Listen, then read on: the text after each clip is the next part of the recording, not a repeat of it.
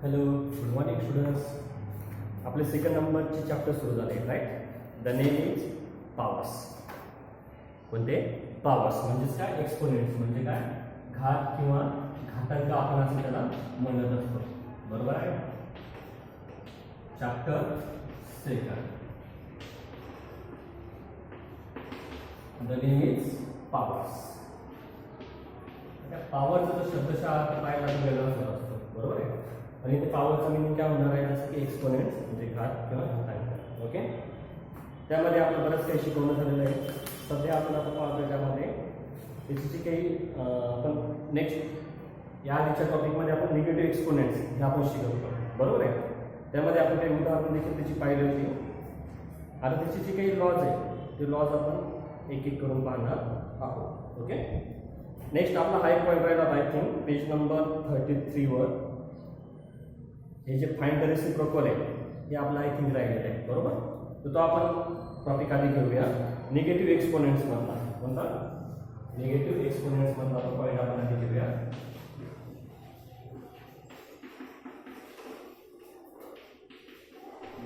Exponents,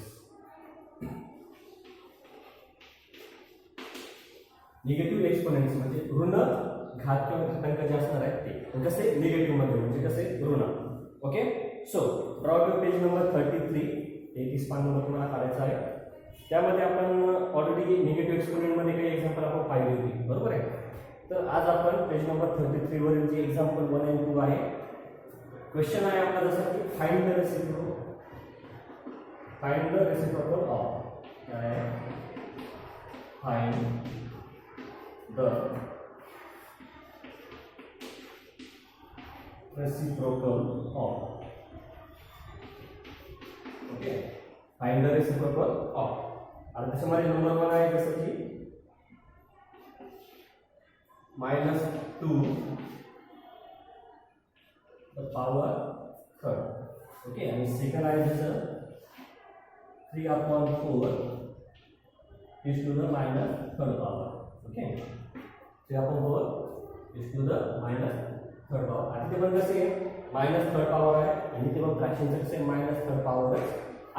म्हणजे दोन्हीकडे पण कसे मायनस थर्ड पॉवर येते आहे. काय दोन्ही पण मायनस थर्ड पॉवर येते आहे दोन्हीचं सुद्धा. तर मग आपण आन्सरमध्ये पाहूया आता कसं सॉल्व्ह करणार आहोत आपण. बघा आता reciprocal of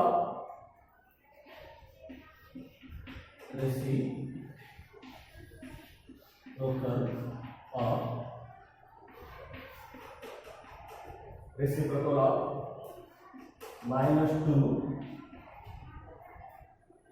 to the power is equal to 1/-2 the third power is equal to 1/-8.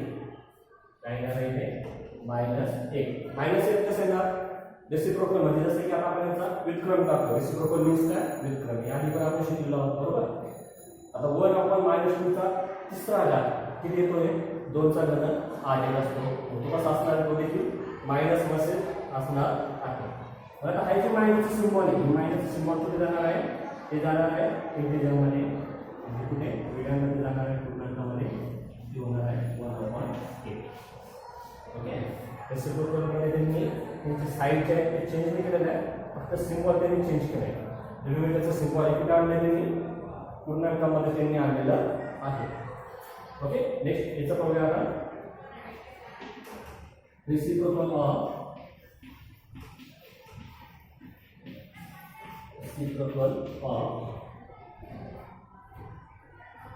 3/4 to the power third. Reciprocal of 3/4 to the power third. Okay, but is equal to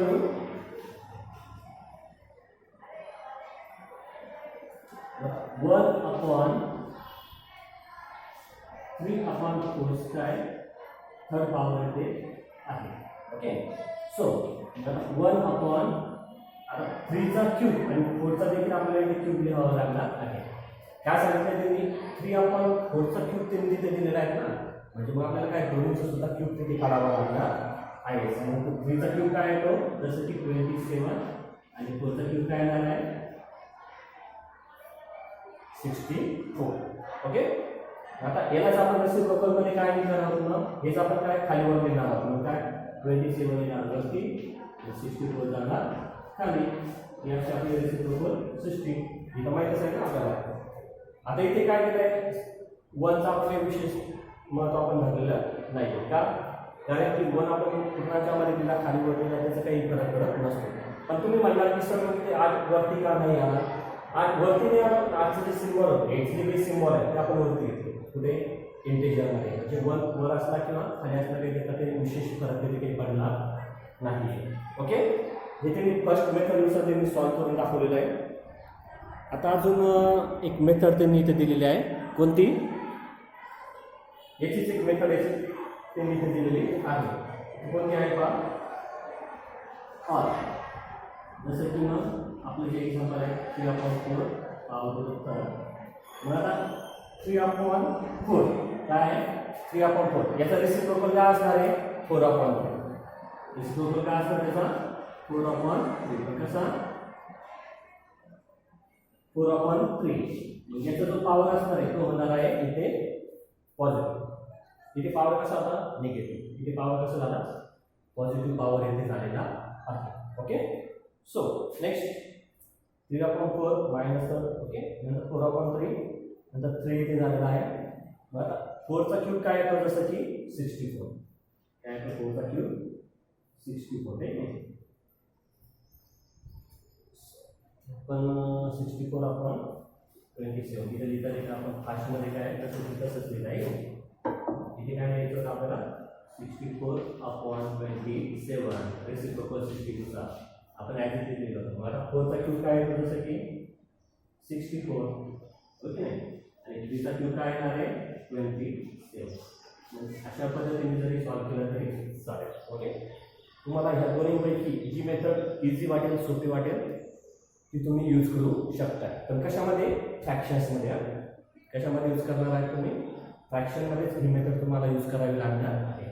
इथे आपण सिंपल नंबर्स आता 2 चा cube काय होता 1. अशा पद्धतीने आपण त्याचा रेसिप्रोकल तयार केलेला आहे. ओके.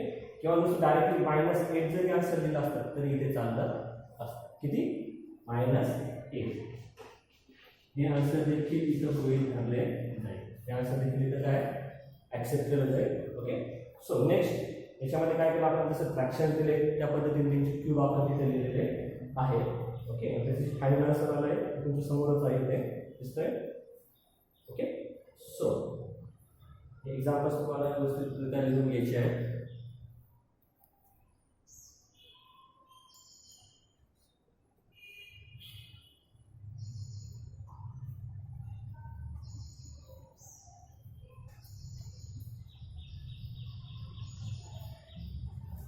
आय थिंक तुमच्या लक्षात आलंच असेल.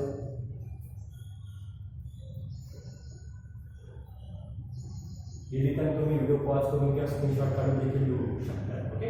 बुकमध्ये तर आहेच पण एक्सप्लेनेशन खूप महत्त्वाचं असतं अशा वेळेस. ओके. आता एक्झाम्पल 2 जे आहे ते आपण पाहूया.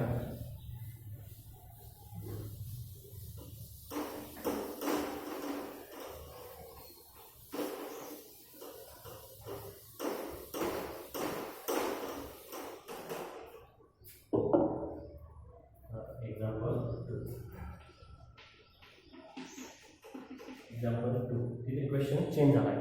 म्हणजे फायनल रेसिप्रोकल ऑफ हे आपल्याला तिथे करायचं नाही. आता इथे म्हटलं त्यांनी सिम्प्लिफाय. काय म्हटलं इथे त्यांनी सिम्प्लिफाय म्हणजे सरळ तुम्हाला तिथे लिहायचं आहे. आता काय example 5 - 2 power into 2 - 4 power divided 10 - 2 power. Okay. हे झालं आपलं एक्झाम्पल. हे नाही तर तुम्ही म्हणणार की डिवायडेशनचं सिम्बॉल आहे असं नको आहे. 5 चा किती आहे -2 पॉवर आहे. 2 चा पण -4 पॉवर आहे. नंतर ब्रॅकेटच्या बाहेर डिवायडेशनचं सिम्बॉल आहे. नंतर 10 आणि तिथे काय 10 चा -2 पॉवर तिथे आहे. ओके. सो तुम्हाला सोल्युशनमध्ये आपण काय करतो सर्वात पहिले जे एक्झाम्पल आहे आपण ते ॲज इट इज लिहून घेतो. काय मग 5 minus 2 into 2 minus 4 power divided 10 minus second power. Okay. So next procedure just now 1/5 square into 1/2 fourth power divided 1/10 second power. Okay, काय केले पाहूया आता. 5 ला फ्रॅक्शन मध्ये आपण कन्वर्ट केलंय, त्याचं फ्रॅक्शन आला 1, पण सिम्बॉल जे तिथे चेंज झालंय का, कारण की तो डिनोमिनेटर मध्ये गेलाय. रेसिप्रोकल आपण इथे दिले, ते काय दिले, रेसिप्रोकल. ओके, म्हणून ते काय निगेटिव्हचे काय झाले, ते पॉझिटिव्ह झाले. -4 पॉझिटिव्ह 4 -2 पॉझिटिव्ह 2. आलं लक्षात. कशामुळे, तर आपण रेसिप्रोकल त्यांची त्या ठिकाणी दिलेले आहे त्यामुळे. ओके. सो नेक्स्ट आता हे लिहिलं आपण. मला 5 चा स्क्वेअर किती येतो, 25 इंटू 2 चा स्क्वेअर, 2 चा फोर्थ पॉवर किती येणार आहे, 16. ओके. नेक्स्ट डिवायडेड सिम्बॉल 1/10 चा स्क्वेअर काय येतो, 100. सो नेक्स्ट आता 1/25 इंटू 1/16 इंटू 100/1. 100/1 का झाले इथे काय होतं डिवायडेशनचं, ते काय केलं आपण, जसं डिवायडेशनचं ज्यावेळेस मल्टिप्लिकेशनमध्ये कन्वर्ट करतो, तुम्हाला माहितीच आहे, डिनोमिनेटर जो आहे तो न्यूमरेटरमध्ये येतो आणि न्यूमरेटर डिनोमिनेटरमध्ये जात असतो. ओके. असं जर होतं 25 मध्ये 25 वजा 100. ओके.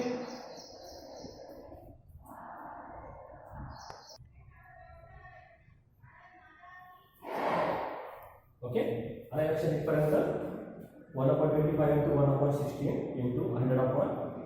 ओके. इथे 25 मध्ये 24, 25 4 जा 100 झालं.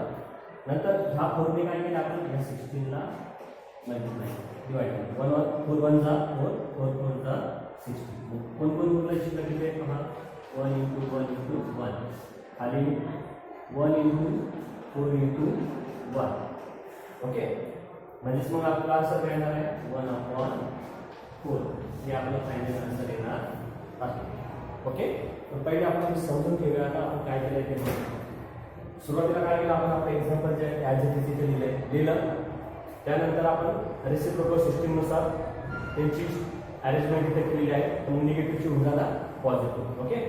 इथे देखील तसंच केलं आहे.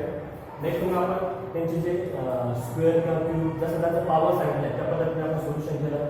5 चा स्क्वेअर 25, 2 चा फोर्थ पॉवर 16, 10 चा स्क्वेअर 100 झाला. स्ट्रक्चर आहे नाही.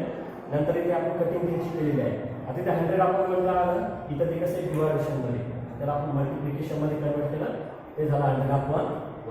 ओके. क्लिअर. सो मग इथे आपण कटिंग सुरू केली. 25 वर 25 25 4 चा 100. नेक्स्ट मग आता ह्याच फॉर्मने आपण 16 ला देखील डिवाइड केले. 4 1 जा 4 4 4 जा 16. नंतर जे काही उरलेले ते आपण मांडणी केली आणि आपलं फायनल आन्सर आलं आहे 1/4. आय थिंक तुमच्या लक्षात आलं असेल आपण काय शिकलो आहे. ओके. रेसिप्रोकल मध्ये काय करतो आपण, पदांची आदलाबदल करत असतो. डिनोमिनेटर जातो न्यूमरेटरमध्ये आणि न्यूमरेटर जातो डिनोमिनेटरमध्ये. ओके. हे तर तुम्हाला माहितीच आहे. नंतर सिम्प्लिफायमध्ये पण एकदम सोपं केलं आपण. जे काही आपलं उदाहरण होतं त्याला आपण रेसिप्रोकलमध्ये फ्रॅक्शनमध्ये आपण कन्वर्ट केलं आहे. नंतर त्यांची जे काही व्हॅल्यूज होते ते व्हॅल्यूज आपण इथे लिहिलेले आहेत. आणि नंतर कटिंग कटिंग केले, जे कटिंग पॉसिबल आहे ते आपण कटिंग केलेलं आहे. आणि नंतर आपलं फायनल आन्सर आपण इथे फाइंड आउट केलेलं आहे. ओके. सो व्यवस्थित आपल्या नोटबुकमध्ये लिहून घ्या.